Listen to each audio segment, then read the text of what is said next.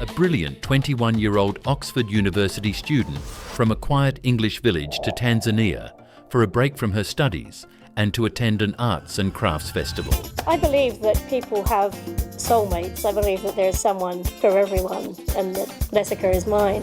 And marries a Maasai warrior who grew up herding cattle, killing lions and living in a mud hut with no electricity, no running water and no modern luxuries. But what started as a fairy tale cross-cultural love story eventually turned into heartbreak and separation. So what made an educated British woman give up everything for a Maasai warrior? Why did their marriage collapse after years together? And what happened to their 2 daughters today? Watch the full video to find out. Don't forget to like the video, subscribe to the channel and hit the bell icon to get notified as I upload a new video.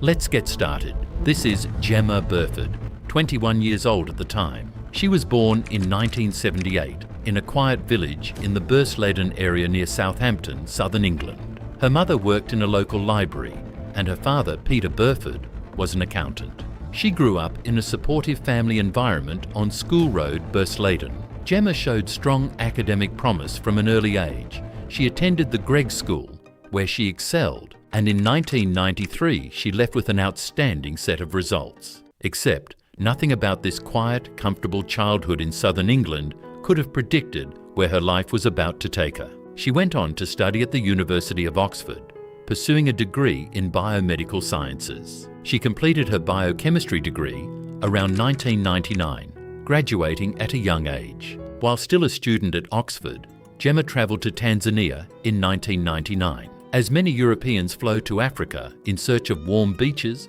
friendly smiles, and a break from daily life, and many of them engage in romance tourism or female sex tourism. Others end up marrying African warriors. One of the most renowned cases is that of Corinne Hoffmann, a Swiss woman who married a Samburu warrior in 1988, inspired the best-selling book and movie The White Maasai. Another example is Cheryl Thomas-Good, a 34-year-old British woman who swapped her comfortable home on the Isle of Wight, left her husband and 3 children, and married a Maasai warrior. I have made a full documentary covering both of these stories in detail, so check the link in the description or watch it right after this video. However, Gemma's story would turn out to be different from both of these, and in many ways far more dramatic. At first though, Gemma's trip had nothing to do with romance. She had simply come for a break from her studies to attend an arts and crafts festival. The first time I came to Tanzania, I'd come for a week for an arts and cultural festival. Yet that one visit was enough to spark a deep interest in the country and its people, and she kept coming back.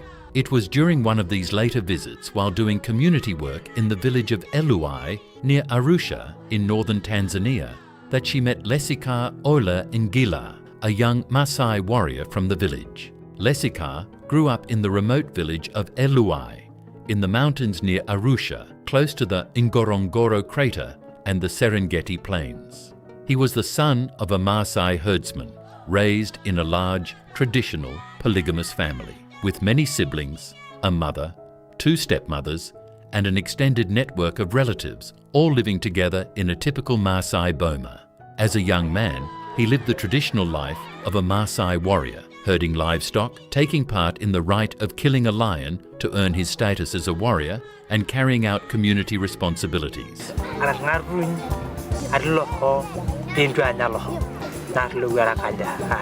More importantly, it meant that Gemma and Lesikar came from 2 worlds that could hardly have been more different. Therefore, the gap between them was always going to be tested. At the time, neither of them could have imagined what would happen next. But sometimes, the smallest encounters create the biggest consequences. Early on, communication between them was a real challenge.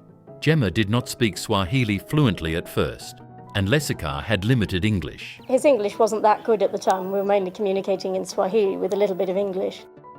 And so my parents just didn't warm to him at first. They said that he came across as very arrogant and like he didn't want to talk to them. However, despite this, they were drawn to each other almost immediately. Following her initial visit, Gemma returned to Tanzania multiple times for charity and volunteer work, including efforts to help build or support community projects in the remote Maasai village. She also took part in a World Health Organization-related conference on herbal medicine and traditional knowledge systems in the region. It was during this time that she and Lesikar grew close.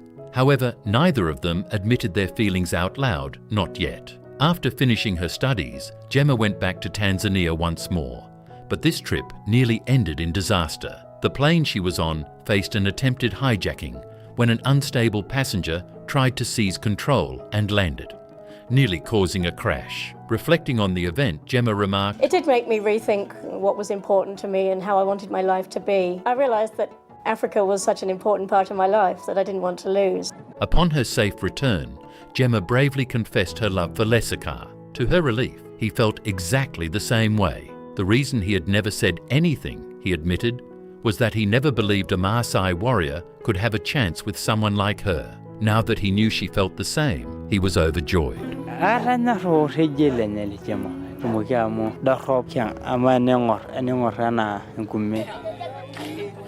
In Maasai tradition, casual relationships are only tolerated among teenagers. Therefore, the couple decided to marry. When Gemma informed her parents of her intention to settle down with a Maasai warrior, they were shocked. Went up to meet Lesikar's parents. That trip was an eye-opener up to the village. It was horrific, to be honest. Yet they ultimately decided to meet him in person. On the other hand, Lesikar's parents didn't want him to marry a foreign woman and wanted him to take several local wives, as is traditional for Maasai men.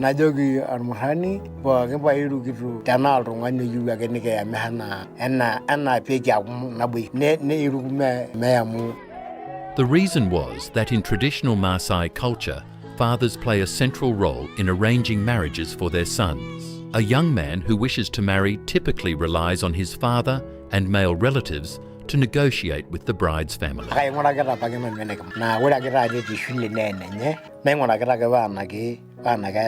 Marriage is viewed as an alliance between families and clans.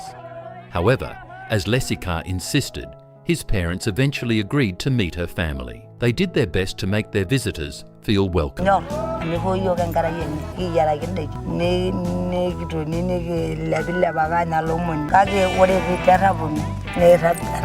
Gemma's dad still had his doubts. Nonetheless, he appreciated the warm reception from Lesikar's family, and they formed a good rapport. Following the visit, Lesikar accompanied Gemma's family back to England, adorned in his full Maasai attire, including his robes and 14-inch knife.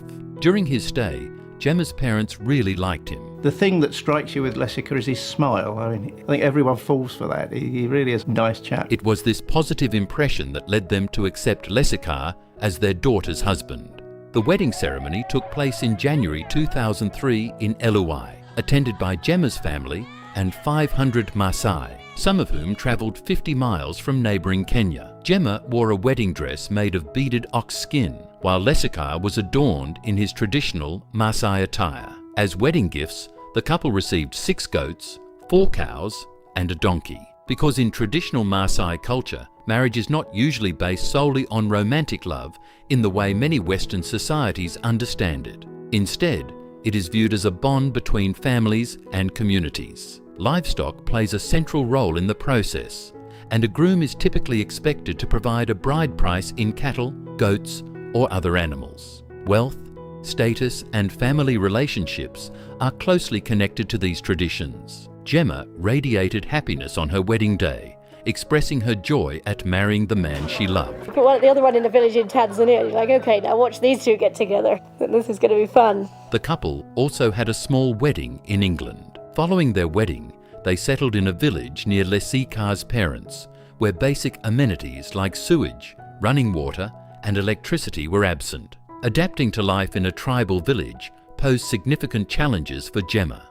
She had to trek nearly 1 kilometre to fetch water, cook over an open fire, bathe using a bucket, and launder clothes by hand in a plastic tub. Despite these hardships, she appeared happy because, unlike the individualistic nature of many Western societies, she experienced a life where everything was directed toward the community. This close-knit structure served as a natural support system, what she calls a 3-strand safety net, When you have a deep connection to nature, creativity, and community, you're able to actually go into difficult emotions much more easily because you've got that support. Gemma often reflected on the power of an interconnected community to heal traumatic loneliness. I think the connection with nature is something that is really hardwired into us. I don't know if you're familiar with a book called Biophilia. So overlooked in most Western communities. We connect with nature. She described the stark contrast between the highly interconnected Maasai culture and the isolation common in Western society.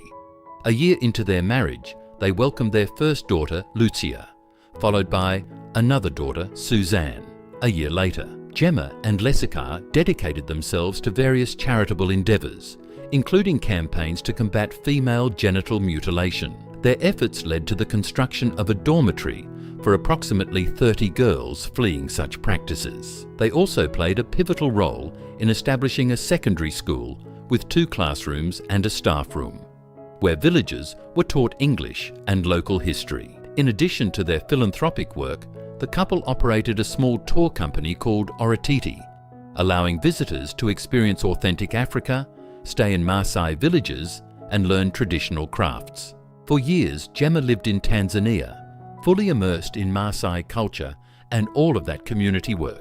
On the surface, everything seemed to be going well. However, in 2010, after roughly 7 years of marriage, it all came to an end, and Gemma returned to the UK with their 2 daughters. Unfortunately, the exact reasons behind the divorce were never made public, and the details remain limited and private to this day. Worse, that's left people to speculate ever since, and the most common theory is that Lesikar may have wanted to take a second wife, a practice common among Maasai men, and that this was something Gemma simply wasn't willing to accept. Despite everything, the separation was amicable enough that Gemma stayed connected to Tanzania. Back in the UK, she initially moved in with her parents and continued her academic and professional work as a researcher, consultant, and educator, focused on sustainability, values-based indicators, education for sustainable development, and reconnecting people with nature. She has worked at the University of Brighton, founded initiatives such as Reconnecting Education and Thought Leaders in Education for Sustainability, and developed programs like Travelling Light for trauma recovery and well-being. Today, she remains based in the UK and continues to draw on her years in Tanzania in her advocacy work. Despite the divorce, both daughters have stayed in close touch with their father. Lucia, now 21, has grown up to become a graphic designer and photographer. Just like her mother, she has a real passion for volunteering and helping others. She's even the director of Elevate Young Minds, a youth organisation focused on finding solutions to local and global problems. With everything she's already achieved, it's hard to imagine Lucia not going on to do great things. Her younger sister, Suzanne, is 20, though far less is known publicly about her life. In the end, this was a love story between 2 people from completely different worlds. Gemma and Lesikar clearly loved each other, but maybe, in the end, the gap between their 2 worlds was simply too wide to close completely. More importantly, their story remains a powerful example of just how complicated and how possible intercultural relationships can be, full of resilience, personal growth, and real human connection across continents and cultures.